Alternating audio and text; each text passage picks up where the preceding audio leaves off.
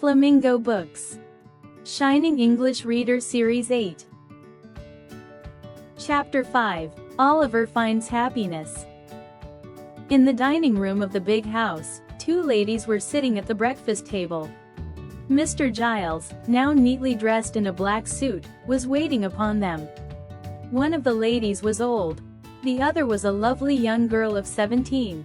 Brittles has been gone a long time, the old lady said to Giles. Giles pulled out his watch. An hour and 13 minutes, ma'am. At that moment, a carriage stopped at the garden gate. A fat gentleman got out of it. He hurried into the room. I never heard of such a thing, he exclaimed in excitement. My dear Mrs. Maylie, my dear Miss Rose, what a terrible shock for you. Oh please, Dr. Losberne, will you come upstairs and look at the poor creature? Rose begged. Of course, said the doctor. Will you show me the way, Giles? Giles led the doctor to his patient. The doctor was absent for a long time. A large flat box was fetched out of his carriage. The bell in the bedroom was rung again and again. The servants went hurrying up and down the stairs. At last the doctor came to the dining room to speak to the ladies. This is an extraordinary thing, Mrs. Maylie, he said. He is not in danger, I hope, the old lady said. No, he'll be well again in a week or two, the doctor informed them. Then he asked them, have you seen this thief? No. Hasn't Giles told you anything about him? No. Would you like to see him if I come with you? Yes, I'd like to. And I'd like Rose to come as well, if she will. The doctor took the ladies upstairs to Giles' room. He pointed towards the bed. There lies the wicked thief, he said. The two ladies looked. To their astonishment, they saw a child there, fast asleep. A mere child. His face was white. His wounded arm lay across his chest. His head rested on the other arm. The ladies crept softly to his bed.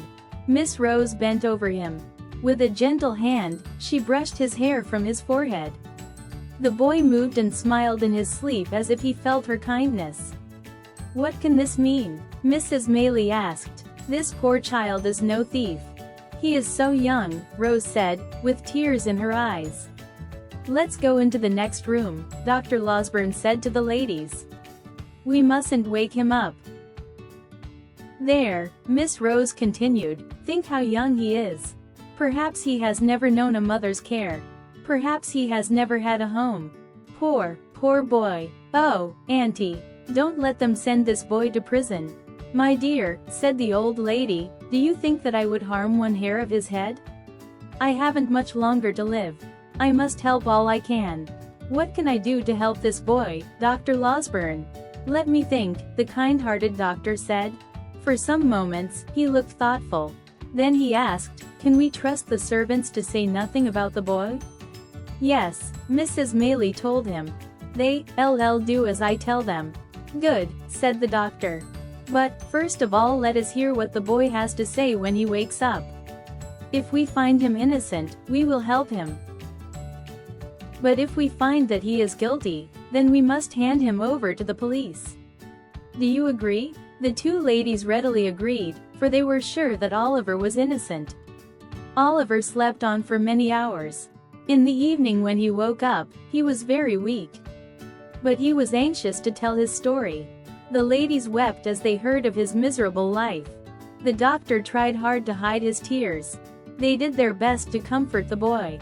Oliver slept that night with a smile on his lips. He had found a home. When the police came to ask questions, Mr. Giles and Brittles were ready with their story. Oliver had accidentally wounded himself while playing with a gun. He had nothing to do with the robbery. The housebreakers were two evil-looking men. The servants, with the help of Dr. Losberne, told their story well. The police believed them and Oliver was left in peace. Oliver found love and kindness. Indeed, Mrs. Maylie and Rose loved the boy. So did Dr. Losberne. At the beginning of spring, the Maylies took Oliver to their house in the country. There the fruit trees were in blossom. The garden and the fields were full of flowers. And now the birds sang. Oliver had never known such peace and such happiness. Every morning, Oliver went to an old gentleman who taught him to read and to write. He went for walks with Rose and Mrs. Maylie. In the evening, they sat together and talked, or Rose read aloud to them. Often Rose played the piano and sang. Old Mrs. Maylie loved to listen to this. So did Oliver. Every night, he slept peacefully in a clean bed in his own room. 3 months passed by. They were months of perfect happiness for Oliver Twist. How much longer could this happiness last? Not long. The artful Dodger had found out where Oliver was living. Fagin was after the boy. With Fagin there was the evil Mr. Monks. For some mysterious purpose, this Mr. Monks wanted to make a criminal of Oliver. One evening, Oliver saw them both. It happened like this. Oliver had been reading in his room, at a table near the window. It was late in the evening and he fell asleep over his book. Sleeping, he had a fearful dream. He dreamed that he was back again in Fagin's room. He woke up with a cry of terror. And there, on the other side of the window, 2 evil faces were staring at him. Fagin's and a face with a red scar. Oliver screamed for help. Giles, Brittles and Dr. Losberne came running in, with Rose and Mrs. Maylie. "It's Fagin. Fagin's out there," cried the terrified boy. They all rushed into the garden. Although they searched everywhere, they could not find the 2 criminals. "Perhaps it was a dream, my boy," said the doctor. No, I saw them." The doctor was puzzled. "I can't understand," he said afterwards to Mrs. Maylie and Rose, "why Fagin is still after the boy.